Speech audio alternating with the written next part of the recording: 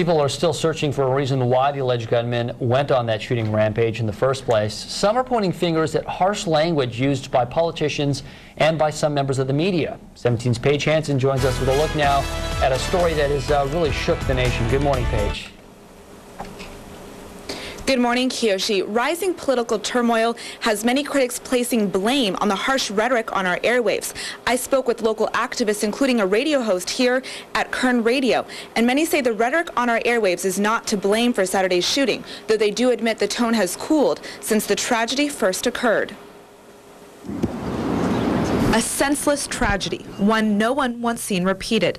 Politicians and activists are placing blame, searching for a reason why. I cannot believe that in this time of tragedy that the first thing people that occurs to people is blame people on the radio. Why would you do that? Local radio host Scott Cox admits some talk radio is toxic, but says that's not to blame for the shooting. Nobody wants to hear a reasoned discussion between two rational people.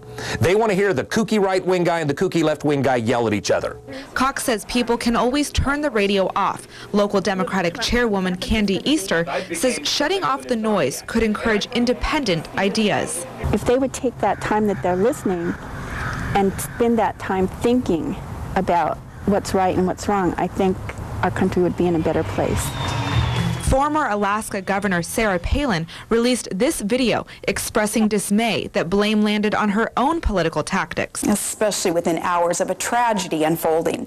Journalists and pundits should not manufacture a blood libel that serves only to incite the very hatred and violence that they purport to condemn. Ryan Dixon, a local activist who makes videos sharing conservative viewpoints, says today's political rhetoric isn't that harsh. A lot of it gets taken out of context, and I just don't see it being an issue unless somebody has a problem, a mental problem. I just don't see it as a problem.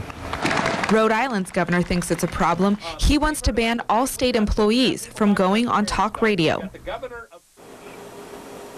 Not just that, but a South Carolina congressman wants to bring back the fairness doctrine. That would require broadcasters to give equal airtime to opposing sides. Live in Central Bakersfield, Paige Hansen, 17 News.